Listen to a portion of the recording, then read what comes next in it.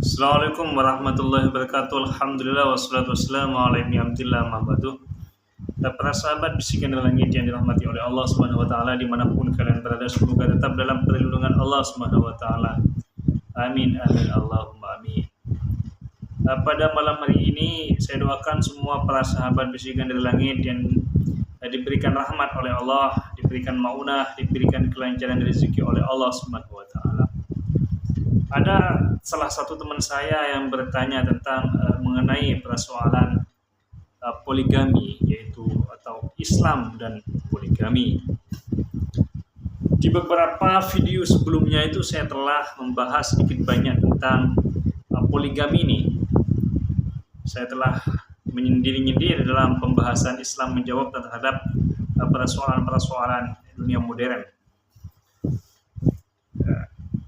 Di masa sebelum Nabi Muhammad SAW ini diutus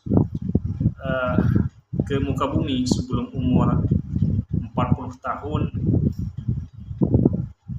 dan sebelum ayat itu turun, fankihu ma tabalakum minin nisa'i mathna wa thulatha wa ruba', itu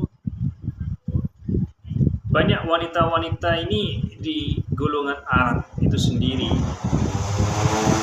dan bahkan di luar negara Arab itu, di Jazirah Arab itu, di luar di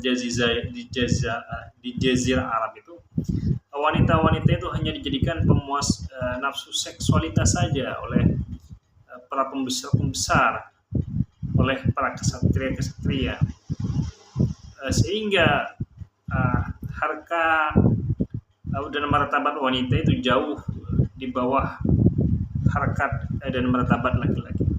Karena mereka berkesimpulan bahwa wanita itu adalah makhluk yang menjadi penyebab turunnya Adam alaihi salam atau diturunkannya Adam alaihi salam itu dari surga, sehingga pikiran-pikiran negatif terhadap wanita itu selalu ada, walaupun kaum wanita itu selalu melahirkan generasi Adam alaihi salam dan generasi Hawa alaihi salam. Banyak yang beristri 100, 200 itu para raja-raja itu dijadikan selir, hanya dijadikan pemuas seks nafsunya. Tapi di kemudian hari Allah Subhanahu wa taala melihat dunia manusia ini butuh bimbingan tentang dunia spiritual, sosial, akhlak dan hukum. Maka diutuslah Nabi Muhammad SAW.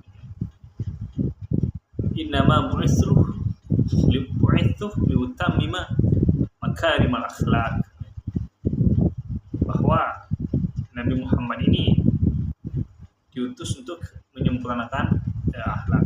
Kurang lebihnya begitu terjemahnya.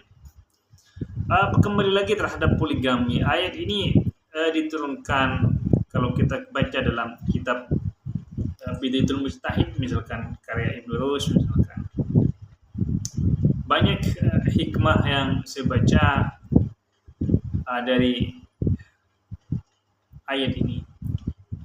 Kenapa Nabi Allah Subhanahu wa taala itu hanya membatasi 4 saja? Karena kalau kita rasiokan, kalau terlalu banyak laki-laki itu diberikan kebebasan untuk menikahi banyak wanita, maka akan berkesimpulan dan akan menjadi penyebab sewenang-wenangnya lelaki terhadap wanita menikahi siapapun,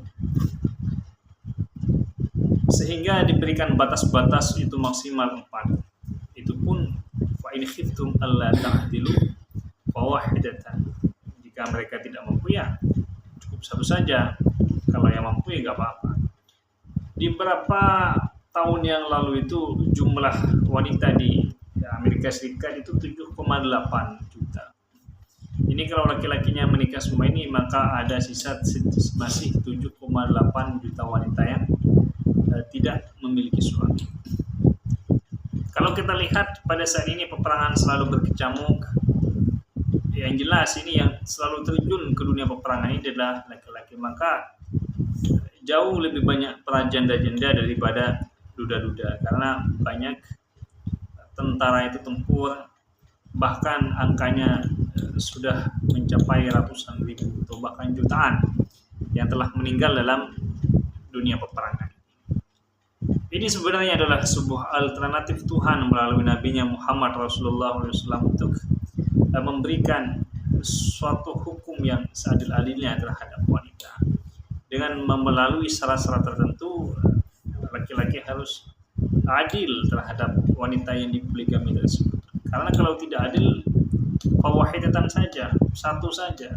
Kalau adil ya bisa 4, itu pun atas syarat-syarat tertentu, atas keadilan tertentu terhadap wanita-wanita yang dinikahi. Perancis juga jauh lebih banyak wanitanya. Indonesia jauh lebih banyak wanitanya dari kaum laki-laki. Lebih-lebih pada perang dunia 1, 2 itu sekitar berapa puluh juta nyawa laki-laki yang menjadi korban dalam perang tersebut. Jelas Islam sudah memberikan alternatif bahwa laki-laki silakan bisa menikahi 4 wanita karena alasan-alasan ini, karena kejadian-kejadian ini, asalkan adil. Maka ini adalah suatu kejelasan bahwa Allah Subhanahu wa taala mengutus Nabi Muhammad SAW ke bumi ini dengan memberikan jalan alternatif yang sangat baik untuk dipraktikkan oleh umat manusia. Wallahu a'lam.